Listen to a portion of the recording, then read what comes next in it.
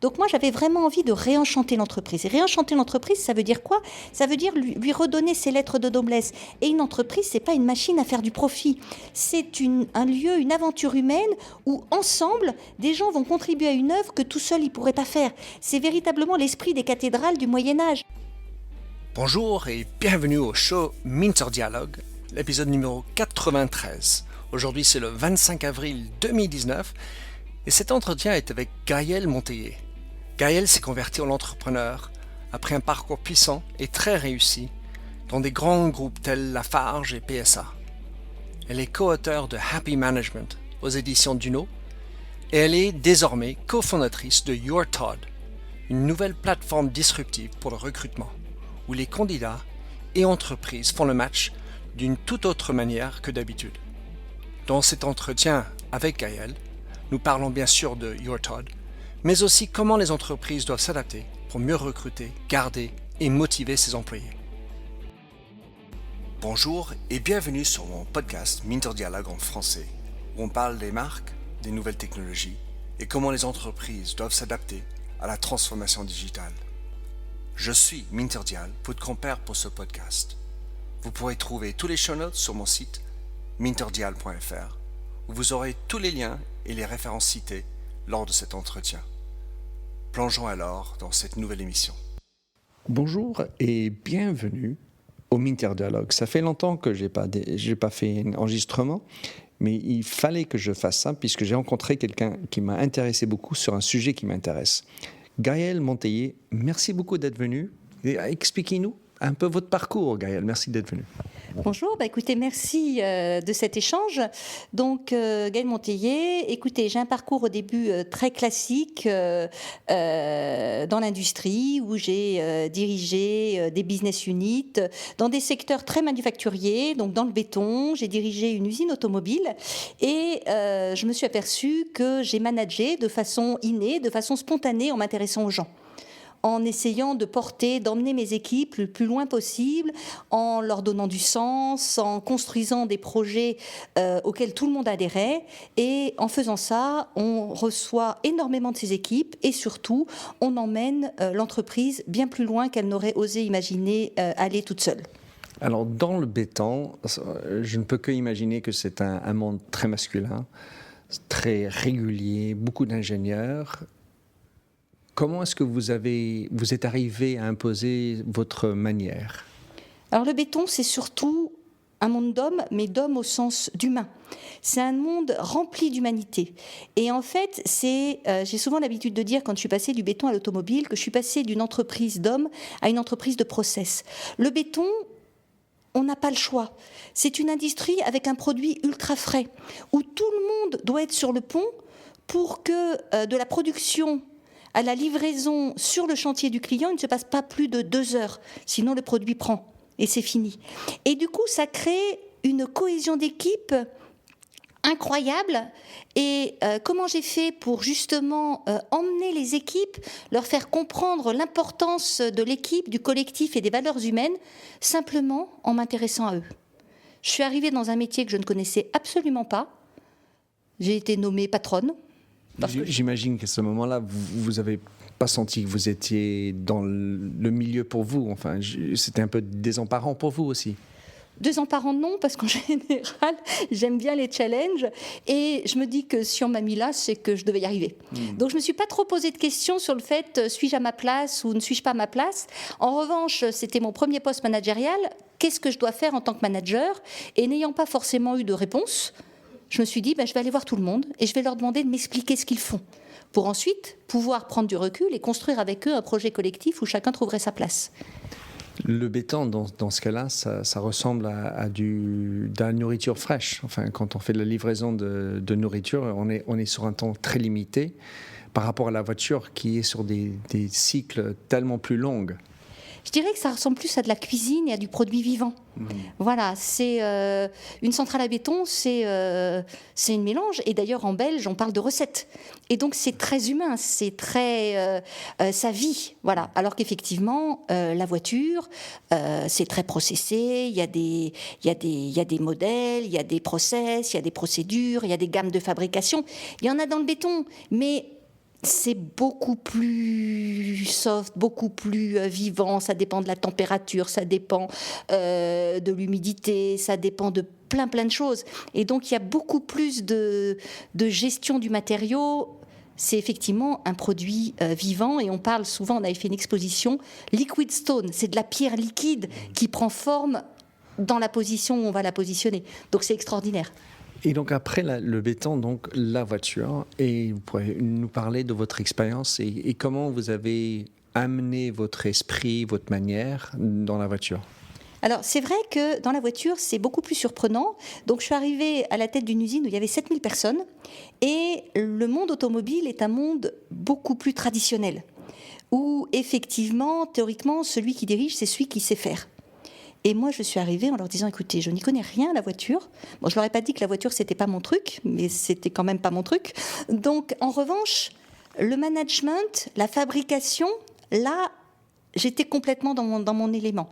Et effectivement, quand je leur ai dit, écoutez, le chef, il n'est pas là pour faire. Il est là pour que tous ensemble, on aille le plus loin possible. Donc, je leur ai dit, moi, je vais m'intéresser à votre métier, je vais m'intéresser à vous. Mais c'est vous qui allez me dire comment on fait une voiture. Et je ne vais pas me substituer à votre vrai savoir-faire. En revanche, je vais révéler vos vrais talents et je vais faire en sorte que tous ensemble, collectivement, on aille beaucoup plus loin. Dans vos deux expériences, comment est-ce que, dans ces deux expériences plutôt, oui. Comment est-ce que vous qualifiez l'importance de la culture de l'entreprise? Parce qu'on peut dire que la voiture est processée, que c'est traditionnel. Je prends Tesla, ce n'est pas le cas. Ou en tout cas beaucoup moins. Comment est-ce que vous qualifiez l'importance de cette culture et percevoir la culture d'une entreprise à une autre? La culture de l'entreprise est essentielle et elle se lie au travers des valeurs humaines affichées mais surtout incarnées. Donc la première entreprise dans laquelle j'étais, c'était le groupe Lafarge, qui était empreint de cette culture humaniste avec un vrai respect de l'homme et une place centrale donnée à l'homme. C'est l'homme, la famille et on est une vraie famille. Et du coup, c'est vrai que c'est plus facile d'intégrer ces valeurs humaines et ce management par le sens, par la vision, alors que dans l'automobile, et plus particulièrement chez PSA, c'était une culture beaucoup plus industrielle au sens... Alors, je sais que ça ne plaît pas et je m'en excuse auprès des anciens de PSA, mais chez PSA, c'est très clair. On est passionné par les voitures. On préfère les voitures aux hommes. Ça ne change rien, ça n'altère pas les vraies valeurs humaines des gens qui sont chez PSA, qui ont toutes des très belles valeurs de respect, d'engagement. Mais ces valeurs-là, elles ne sont pas mises au service de l'entreprise. Au service de l'entreprise, c'est le savoir-faire, c'est la rigueur. Et effectivement, c'est plus compliqué d'amener un management par les valeurs humaines, par révéler les vraies forces, ce que l'homme a de singulier et d'humain. C'est plus compliqué de l'amener dans une culture managériale beaucoup plus cadrée et beaucoup plus processée. C'est pas forcément l'automobile qui est processée, c'est la culture managériale.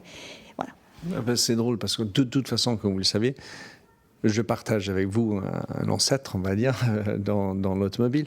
C'est mon père qui a travaillé chez PSA pendant 10 ans, 12 ans.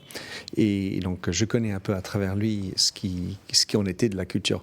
Alors, donc, Gaël, maintenant, vous vous êtes lancé, après ces deux belles expériences, à faire un projet où on met le talent et l'être humain au centre. Donc, racontez-nous ce qu'est le projet et comment vous êtes tombé sur cette idée.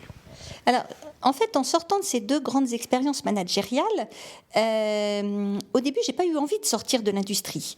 Mon idée était de se dire, notamment chez PSA, vous avez des talents, des valeurs humaines, un capital humain énorme, mais sous-exploité parce que vous le réduisez à des cases, à des process, à des KPI. Donc moi, j'ai proposé de mener des transformations humaines, l'idée étant de véritablement mettre en lumière le capital humain et de mieux l'exploiter, le mieux le valoriser en répondant aux aspirations profondes des gens. Moi, j'avais énormément parlé et il y avait une vraie volonté de s'engager, mais de s'engager sur des causes auxquelles on croit. Et je me suis heurtée effectivement à une position, on m'a dit en gros, Gaëlle, on comprend très bien, tu as complètement raison, mais nous ne sommes pas prêts à nous transformer. Juste un truc, c'est donc quand on va parler des aspirations des uns et des autres, c'est souvent des aspirations personnelles. Et est-ce que c'était autour de ce espèce de prisme personnel qui était un choc, ou c'était tout simplement de ne pas vouloir parler des aspirations? Je ne sais pas. Moi, à titre personnel, j'allais dire que j'ai 4 enfants, et quand je vois aujourd'hui la vision de l'entreprise par toutes les générations, elle ne fait plus envie. Vraiment cette conscience, ce sentiment de participer à une grande œuvre. Et le but de la cathédrale n'était pas de gagner de l'argent. Et donc l'idée, c'est que moi, je voulais remettre dans l'entreprise cette opportunité pour chacun de s'y réaliser. Et de s'y réaliser autour de valeurs et d'aspirations qui nous tiennent à cœur.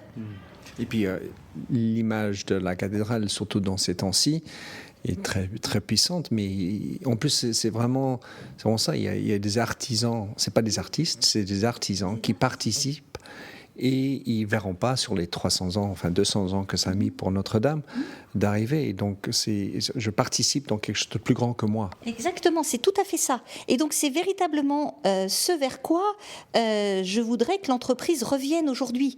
Et aujourd'hui, si effectivement on constate ce désengagement, cette souffrance au travail, c'est lié au fait qu'on a déshumanisé l'entreprise, on lui a enlevé tout son sens. Et l'idée, c'est de remettre l'aventure humaine et effectivement permettre à l'homme, ce qu'il était avant, de se réaliser dans son travail et d'avoir cette conscience et d'être valorisé pour son talent, pour son savoir-faire. Et effectivement, on peut parler des cathédrales. Les entreprises suivantes, ça a été les manufactures. Les manufactures de Colbert, c'était pas pour gagner de l'argent, c'était pour mettre en valeur tout le savoir-faire de ces ouvriers et toutes ces valeurs qu'on veut remettre parce qu'on est convaincu que c'est elles qui sont porteurs de performance pour l'entreprise, toutes les valeurs du compagnonnage, de respect, de développement, c'est ça qu'on veut remettre. Moi, je discutais très récemment avec des jeunes en disant mais qu'est-ce que tu attends de l'entreprise? Qu'est-ce que tu attends de ton travail?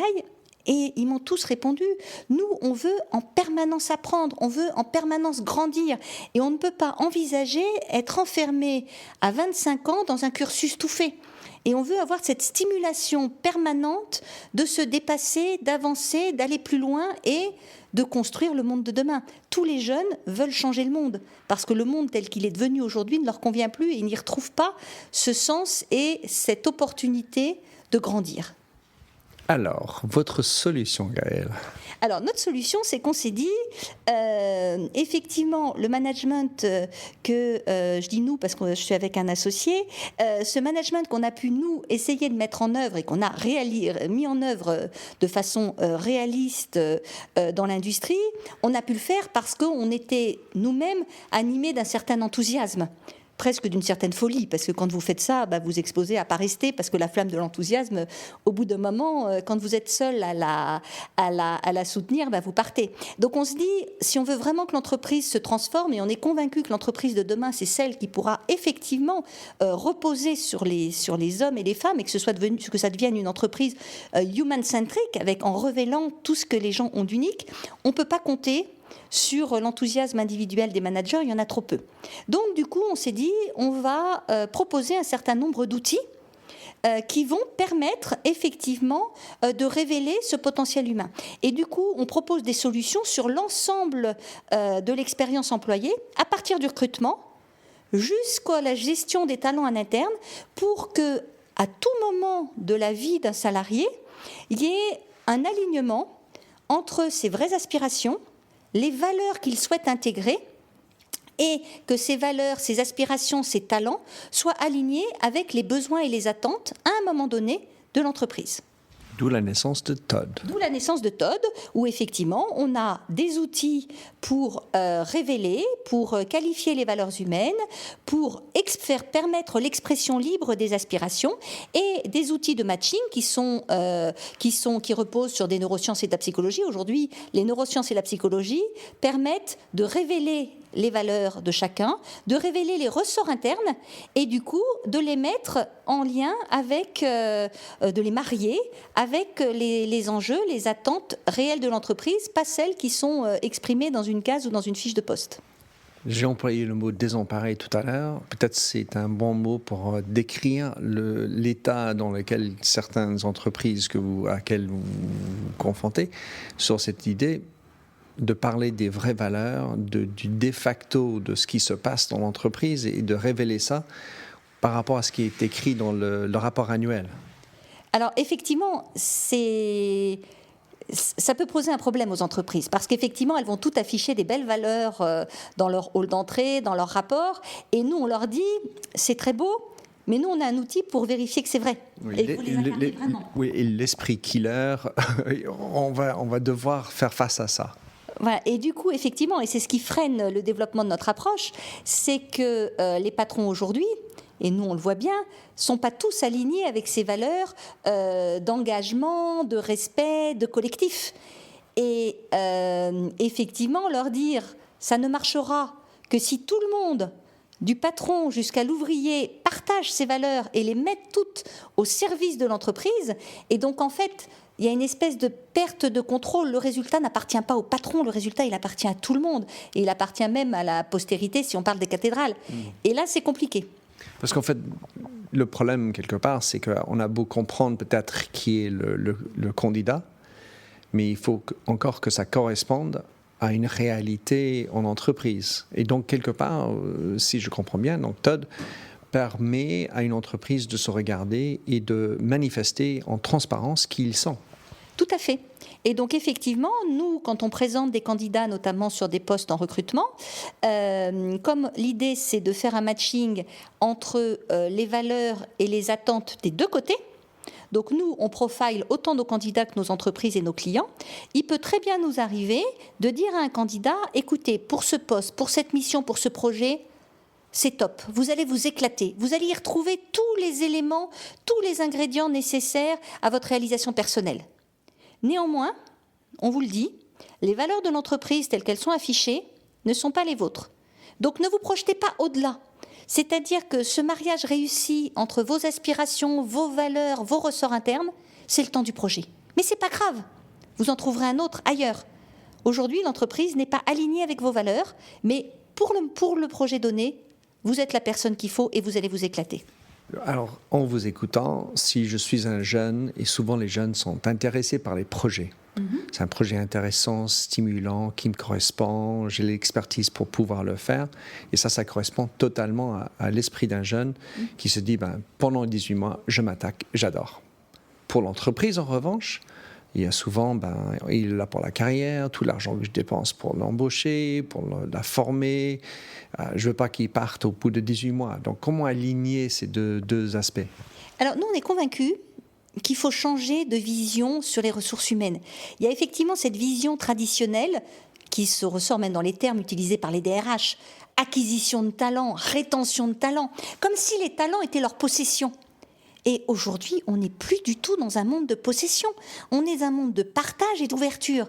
Donc moi, je suis convaincue que le succès de l'entreprise de demain, elle reposera sur un écosystème de talents avec des gens qui vont rester toute leur vie dans l'entreprise, qui vont assurer la continuité, mais ce ne seront pas les mêmes. Les moteurs internes de quelqu'un qui a besoin de changer, qui vit en mode projet, sont pas les mêmes. Et donc, il leur faudra, et les talents dont ils ont besoin à un moment donné, s'ils ont un projet particulier de transformation, ils en ont besoin pendant le temps du projet. C'est pas la peine de chercher à retenir des atouts et des compétences dont ils n'ont même plus besoin.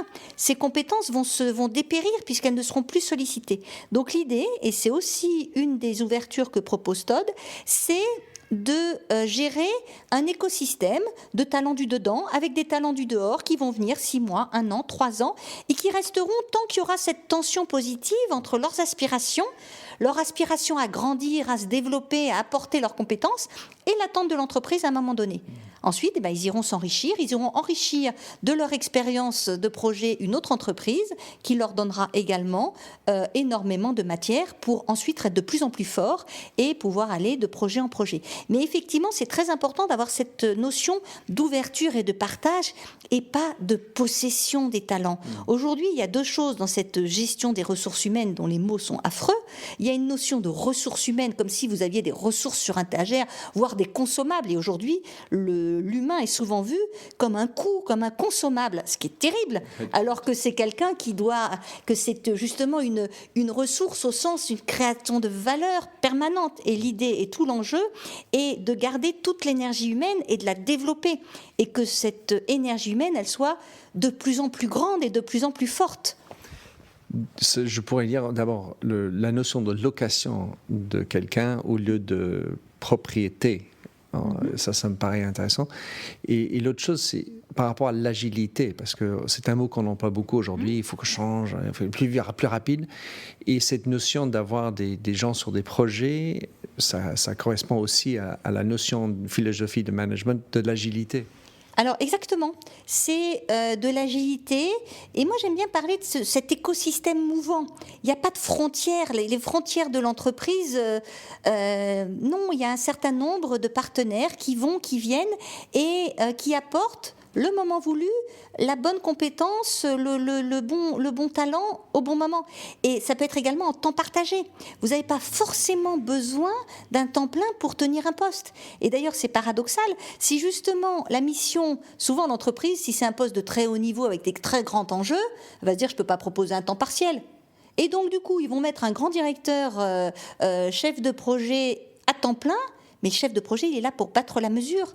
Mais comme ce n'est pas lui qui fait, vaut mieux qu'il ne soit pas là. Et donc, en fait, paradoxalement, il sera beaucoup plus efficace à mi-temps ou un jour par semaine et laisser de l'air et de l'oxygène à ceux qui font et pas être toujours derrière leur dos. Et du coup, ça conduit à du micromanagement, à de la pression inutile, qui n'est pas créatrice de valeur. Je pense au présentéisme parfois aussi dans cette notion, si on parle de temps plein à temps partiel, l'idée de présence devient encore plus présente dans la conversation. Quel est votre point de vue et votre expérience qui fait par rapport à cette notion de présentéisme ? Alors moi, je suis très très souple en matière de présentéisme. Il n'y a aucun sens à la présence si elle ne sert à rien. Moi, je suis vraiment beaucoup plus... Alors ça, c'est la notion de Lean, c'est-à-dire qu'on ne fait que des choses qui créent de la valeur. Et là, justement, moi, je suis en train de faire une réflexion sur les Muda. Alors pour ceux qui savent, le Muda, en Lean, c'est tous les gaspillages, tout ce qui ne sert à rien. Et les vrais projets Lean, c'est la chasse au Muda, et c'est on met en valeur la vraie création de valeur de chacun. Celui qui sait améliorer le poste de travail, c'est l'ouvrier. Et justement, le chef de projet qui n'a aucune compétence sur le poste de travail, qui vient l'embêter en lui demandant des comptes toutes les 5 minutes, c'est de la création, il n'y a aucune valeur. Donc le fait de rester au bureau pour rester au bureau et être présent n'a pas de sens en tant que tel. Alors ça dépend des postes. Bien sûr, quelqu'un qui est à l'accueil, une hôtesse d'accueil, si elle n'est pas là tout le temps, alors certes, quand personne n'arrive, on peut penser qu'elle ne sert à rien. Mais là, il y a cette notion de service permanent, et donc là, ça a du sens. Effectivement, le présentéisme a aussi une valeur pour ceux qui ont besoin de travailler en collectif. C'est-à-dire que l'entreprise qui dit « vous venez jamais travailler chez vous », il n'y a pas cette affectio societatis qui peut se créer. Donc il y a quand même besoin de venir, mais pas venir pour venir. Donc effectivement, le côté entreprise libérée, du moment où vous avez vos objectifs, vous les remplissez très bien. La seule limite au fait de faites ce que vous voulez, venez pas au bureau, c'est qu'il y a quand même ce besoin de construction collective. Donc il y a besoin d'être ensemble. Mais le présentéisme pour le présentéisme, et notamment, donc là on a des clients qui ont vraiment tout compris de l'esprit de Todd. Et là j'ai un exemple, alors je ne le citerai pas, mais je ne citerai pas l'entreprise, où on a toutes les possibilités de souplesse dans l'utilisation des talents. C'est une entreprise qui est venue nous voir en disant on a besoin de se transformer. On ne sait pas trop ce dont on a besoin de se transformer. On a fait de la transformation digitale, mais notre métier bouge tellement, il faut qu'on aille plus loin. Est-ce que vous pouvez nous trouver quelqu'un qui va nous aider à construire notre projet de transformation ? Donc là, pas de problème, on a trouvé chez Todd quelqu'un qui faisait, c'est une designeuse au départ et qui fait beaucoup de design thinking, mais qui a mis tout son savoir-faire de designeuse au service de la stratégie. Donc au début, elle n'y est allée que pour animer un séminaire, le préparer, l'animer avec l'équipe, pour construire le projet. Donc c'était 5-6 jours, pas plus. Vraiment, alors... Coup de poing. Voilà, un coup de poing, mais avec les outils de Todd, donc en révélant dans l'équipe qu'elle devait mettre en mouvement toutes les forces en présence. Donc on a utilisé les outils de profiling pour révéler le potentiel de l'équipe.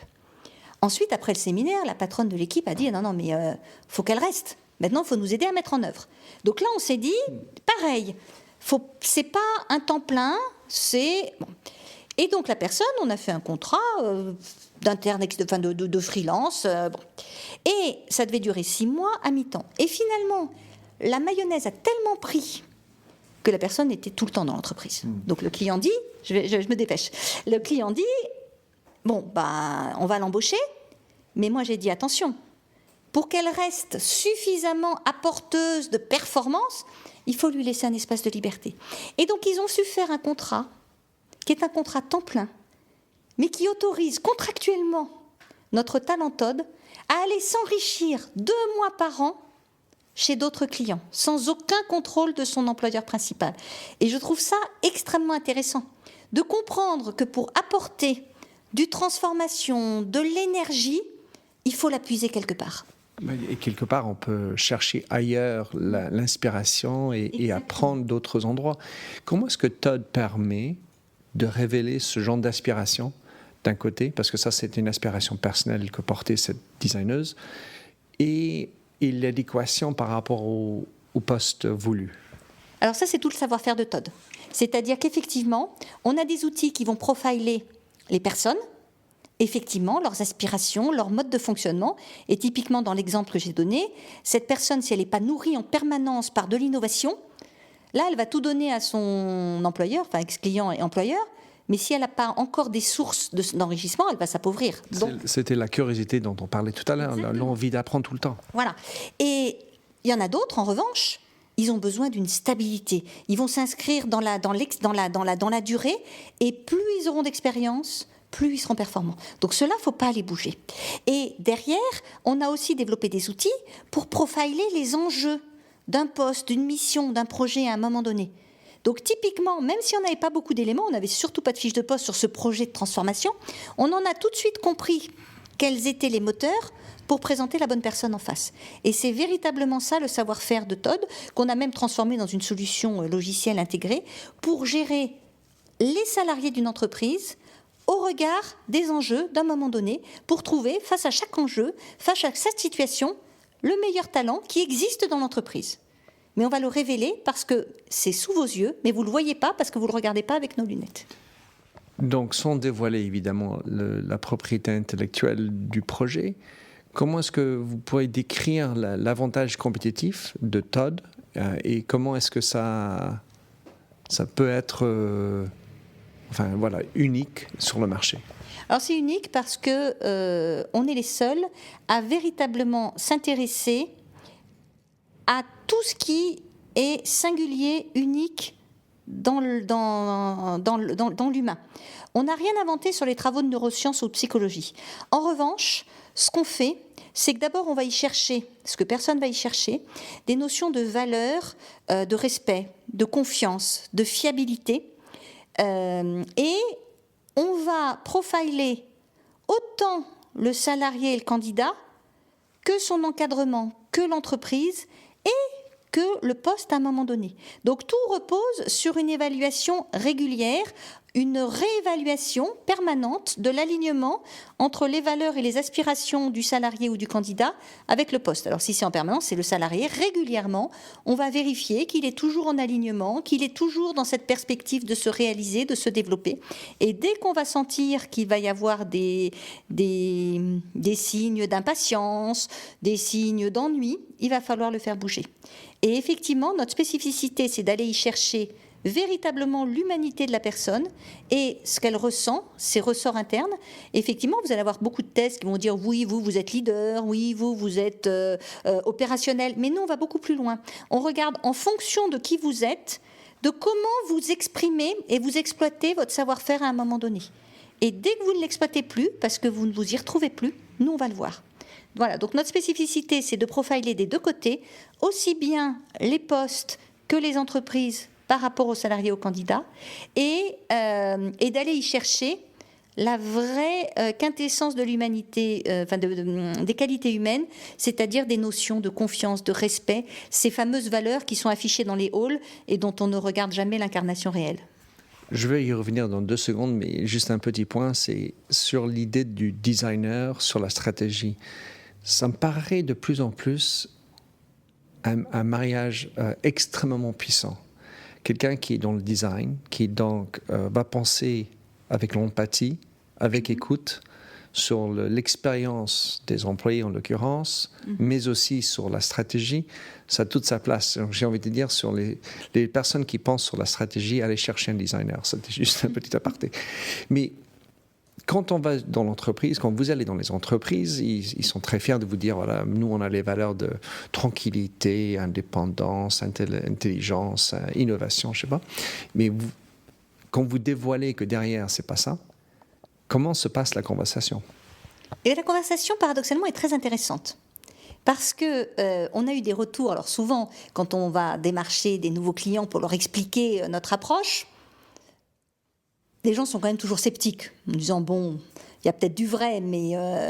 Et du coup, avant même d'aller les voir, que ce soit le patron ou que ce soit le DRH, qui sont nos deux interlocuteurs principaux dans les entreprises, on leur fait leur propre profiling avant d'aller les voir. Donc ça veut dire qu'on ne les connaît pas, on ne les a jamais vus. Et on va être capable de leur envoyer, c'est une audio en plus les gens aiment bien qu'on leur parle d'eux, donc on n'envoie pas 10 pages avec des graphiques, un rapport qui vous ennuie, que vous regardez en diagonale et que vous mettez dans votre armoire. C'est une audio. L'audio a ce site particulier, d'abord qu'elle est beaucoup plus humaine, qu'on ne peut pas la lire en diagonale, donc soit vous l'écoutez, soit vous ne l'écoutez pas, et quand on vous parle de vous, quelle que soit votre personnalité, ça vous intéresse. Et donc du coup on leur envoie. Et les réactions...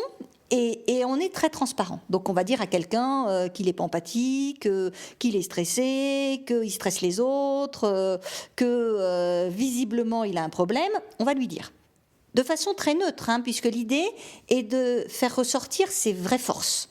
Donc on va lui dire, donc toutes nos audios sont toujours positives, puisque l'idée c'est, on va montrer ce que vous avez de bien, vos forces, vos vrais moteurs.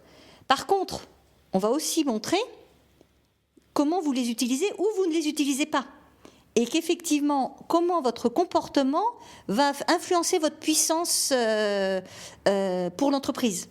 Et les réactions sont très surprenantes. Nous, on a quelqu'un qui nous a dit « Non mais attendez, votre outil, il est ultra dérangeant, vous êtes rentré dans ma tête ». Bon, c'est vrai que cette personne, on lui a dit qu'elle était convaincue par son projet, mais qu'elle n'était plus convaincue par l'alignement de son entreprise sur ce qu'elle voulait faire et qu'elle n'y croyait plus. Et que du coup, on lui a dit, écoutez, je pense que vous êtes en train de chercher ailleurs, en tout cas, vous avez intérêt puisque vous n'avez plus d'alignement. Et elle nous a dit, mais c'est tout à fait vrai, comment vous l'avez vu ? Voilà. Après, il y a des patrons qui finalement se disent, mais vous voyez tout ça ? Il y a des patrons à qui on a dit, bon écoutez, vous allez très bien, il n'y a pas de problème, vous n'êtes pas en burn-out ou quoi que ce soit, mais votre situation actuelle ne vous convient pas. Et c'est une discussion très rigolote qu'on a eue avec un patron d'une entreprise relativement importante, et j'ai fini par le faire dire qu'effectivement il avait un souci qui était plus d'ordre personnel que professionnel, mais que la compatibilité entre son poste et sa vie personnelle était de plus en plus difficile à tenir. Et du coup ça les surprend, ça les amène à s'interroger sur eux-mêmes. Et la bonne nouvelle, c'est que ces patrons qui ne sont pas toujours très alignés avec toutes ces valeurs d'empathie, de respect, mais finalement quand on leur dit, ils l'assument. Donc ça leur fait un peu peur, mais il l'assume. Donc c'est pas voilà. Mais effectivement, du coup, ça permet d'avoir des discussions qui vont sortir du cadre d'analyse de CV, d'analyse de fiches de poste, qui ne sont pas le sujet. Le sujet, il est comment on fait pour bien aligner toutes les aspirations et mettre au service de l'entreprise et de ses enjeux le plus d'énergie possible. Alors, vous faites miroir à la personne, vous apportez des vérités, en tout cas des réflexions qu'ils assument. Souvent, on a peur d'aller dire la vérité à quelqu'un, par peur de dire je veux vous offenser, surtout si c'est un client. Et le fait qu'ils assument, ça veut dire qu'ils y pensaient déjà. En fait, c'est vrai ce qui se passe. Mais quand on est au niveau d'une entreprise, ça peut dire la personne va partir. Donc ça peut avoir un effet un peu négatif sur l'entreprise. Enfin, en tout cas, à long terme, non. Mais à court terme, peut-être oui, parce que la personne va partir. Et où on est sur une entreprise qui dit des choses et dans la réalité, ce n'est pas la même chose. Donc la vérité est là. Et faire dévoiler cette vérité au niveau de l'entreprise, comment est-ce que vous y arrivez là-dedans? Parce que ça fait de la transformation, tout ça. Complètement. Et effectivement, il y a une peur du changement. Et notre problématique, elle est bien là aujourd'hui. Effectivement, on est très bien reçus. Effectivement, les gens qui acceptent de jouer le jeu et de tester nos outils sont la plupart du temps bluffés. Je ne vais pas vous dire que c'est 100%, parce qu'il y en a quand même quelques-uns qui ne veulent pas se regarder dans le miroir. Donc, et tout ça, ça dépend des inputs, quelque part. Enfin, je suppose qu'il y a quand même un moyen de l'autre de raconter sa vie. Et alors après, si la personne ment, n'est pas juste avec lui-même, ça peut rendre difficile les résultats. Oui, mais alors... Excusez-moi. Pas de souci. Donc vous avez tout à fait raison. L'input, c'est un petit questionnaire. Ça fait 120 questions, mais il faut y répondre le plus rapidement possible. Donc en un quart d'heure, 20 minutes, on vous demande de répondre à des questions ultra simples. Donc effectivement, vous avez le choix d'essayer de vous transformer. Mais ça, on n'a pas trop eu ça, parce que ça n'a aucun intérêt. Leur but, c'est de savoir si notre outil marche. Donc s'ils répondent n'importe comment, ils ne sauront jamais si ça marche. Voilà. Donc ça, a priori, ils répondent tous de façon transparente. Après, ils n'acceptent pas tous le retour. Mais c'est très rare, alors c'est pas très rare de non, mais je ne suis pas comme ça, gna, gna, gna. Bon. Quand on discute, au bout d'un quart d'heure, une demi-heure de discussion avec la personne, ah oui, c'est quand même vrai. Voilà. Donc effectivement, c'est compliqué, mais... Les humains sont compliqués. Voilà, mais effectivement, comme on s'attaque à vraiment ce qu'il y a de plus humain, c'est quand même, ça intéresse tout le monde. Ça interpelle. Oui, et puis votre manière d'écouter, je le vois en parlant avec vous, vous avez une écoute qui rentre dedans et qui est très intense. Et amener ça dans l'entreprise, en fait, si vous pouvez apporter votre manière d'écouter et être animé, c'est ça que dans les entreprises, on a surtout besoin. Oui, alors effectivement, et moi j'ai toujours été comme ça, mais quand c'est vous... Et quand je faisais des retours sur voilà ce que j'ai entendu, non, mais c'est ta vision des choses. Et le fait d'avoir des outils, ça rassure. Oui. Ça rassure l'entreprise. Exactement. Même si elle est très humaine, et c'est ça notre savoir-faire, c'est comment arriver à révéler l'humanité avec 120 questions. Alors, ce qu'il faut savoir, c'est que l'analyse des 120 questions est partiellement automatique, mais il y a de toute façon une vraie analyse humaine derrière, parce qu'il n'y a pas de personne pareille. Donc il y a vraiment cette analyse. Et vous me posiez la question sur est-ce que c'est difficile de dire la vérité? C'est la posture de Todd, c'est de vraiment être transparent. Pas agressif, pas méchant. On nous dit, nos retours, c'est une photo, vous êtes tel que vous êtes. Ensuite, vous vous assumez ou vous vous assumez pas, mais c'est vous. Voilà, et nous, on ne peut rien dire d'autre. On ne porte aucun jugement. On s'attache dans les restitutions qu'on fait, donc qui sont enregistrées, donc il y a vraiment une personne qui vous parle, c'est pas une voix automatique. Elle a comme objectif et comme instruction d'être le plus objectif possible, mais de dire les choses, mais sans agressivité et surtout sans jugement. Alors, dernière question, ligne de questions, c'est autour de Todd. Vous avez à la fois des entreprises qui sont des clients, oui, et les recrutements, les candidats. Et sur le marché et comment Todd opère, lesquels des deux est le plus facile ou est le point le plus difficile? Nous, il nous faut les deux. Il nous faut les deux. Et effectivement, alors ce qu'il faut savoir, c'est que dans la communauté, parce qu'effectivement, on a une communauté de talents, on est les seuls à avoir cette communauté qui n'est sélectionnée ou rentrée dans la communauté uniquement sur vos valeurs humaines. On a un cadre de valeurs à incarner, donc d'engagement, de confiance, de respect, de sens du collectif, qui, pour nous, cette communauté, c'est ceux qui vont construire, c'est les bâtisseurs de l'entreprise de demain, qui pour nous va revenir à l'entreprise initiale, cette fameuse entreprise de construction de cathédrales. Et c'est vrai qu'on voit aujourd'hui, malheureusement, avec ce qui est arrivé à Notre-Dame, cette volonté, et on le sent bien qu'on répond à une attente de la société, le nombre de gens qui veulent, à tout niveau. Il y a des gens qui donnent 1 euro pour reconstruire Notre-Dame. Et il y a vraiment une volonté de s'engager sur quelque chose auquel on croit de façon collective. Tout le monde cherche du sens. Exactement. Et donc nous, notre communauté, elle est unie par cette recherche de sens et ces valeurs humaines. Et dans la communauté, il y a autant de gens qui cherchent du travail, qui veulent travailler en freelance, et il y a des gens de l'entreprise qui ont des postes et qui y sont pas très heureux, ou n'y trouvent pas justement le sens qu'ils y cherchent aujourd'hui, et qui intègrent la communauté un peu en nous disant « voilà mon rêve, voilà qui je suis, voilà ce que j'ai envie de faire, voilà le sens que je cherche ». Et bien si vous trouvez ça dans une entreprise, appelez-moi. Moi je suis prêt à changer si je peux trouver tout ça. Donc un peu comme une boîte à rêves. Et on a toujours appelé à rejoindre la communauté le maximum de gens possible.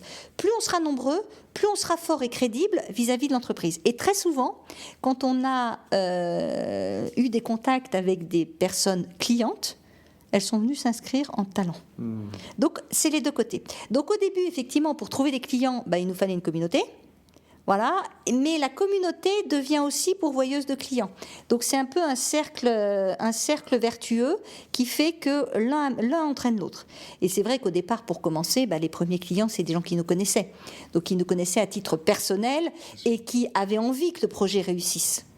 Et donc on dit, on va vous aider. Voilà. Friends and family. Exactement. J'ai une amie qui est patronne d'une agence de communication et parmi les critères de recrutement, elle demande dans les premiers 6 mois quel est votre rêve personnel. Et en fonction des objectifs atteints, elle s'emploie avec son entreprise à atteindre ce rêve personnel qui peut être j'ai envie de faire la bicyclette dans les Himalayas pendant 6 mois, quoi que ce soit. Et elle intègre ça dans l'aspiration. Donc j'ai envie de dire, elle a une communauté prête pour vous. Oui, tout à fait. Non, mais c'est vraiment, c'est complètement aligné. Bon, sachant que nous, on est sur le rêve professionnel. Mais il est clair que les aspirations de chacun, le rêve professionnel et le rêve personnel sont forcément liés. Ils doivent être. Voilà, pour être vrais. Exactement. Et effectivement, ça va ensemble. Donc, elle a tout compris. Voilà. Bon, comment est-ce que quelqu'un peut comprendre un peu mieux Your Todd et puis suivre ce qui se passe et éventuellement vous embaucher? Il vient nous rejoindre dans notre communauté. Qu'ils veulent être talent, partenaire, qu'ils veulent apporter ce qu'ils veulent pour construire Todd, faut rejoindre la première étape, c'est de rejoindre notre communauté. Donc c'est sur www.yourtodd.com et effectivement derrière cette communauté elle vit. C'est pas uniquement une communauté à la LinkedIn ou à la Facebook où vous ne rencontrez jamais les gens. Nous, on veut vraiment donner, partager de façon réelle, physique, ces valeurs humaines et cette volonté et cette vision de l'entreprise. Et donc, tous les 2 mois à peu près, on fait des rencontres autour de personnalités inspirantes et autour de moments de convivialité où les gens peuvent se rencontrer et de se dire non, vous n'êtes pas tout seul à vouloir construire cette entreprise et non, c'est pas une utopie. Cette entreprise humaine et collective, elle existe et elle va être de plus en plus généralisée. Non seulement a ce l'air d'être une jolie mission et cette idée d'aller chercher une communauté autour d'un rêve, je trouve ça très, très sympathique à ce sens-là, mais aussi, à mon avis, à mon sens, ça doit avoir une vraie efficacité en entreprise. Gaël, merci beaucoup d'avoir donné votre temps pour cet entretien, c'était un plaisir et j'espère que Your Todd fait des effets qu'il faut. Merci beaucoup, Minter. Merci de nous avoir écoutés sur Minter Dialogue en français. Vous trouverez tous les liens et références cités lors de cet entretien sur mon site minterdial.fr. Et pour vous inspirer, je vous laisse avec une chanson que j'ai écrite dans ma jeunesse, A Convinced Man.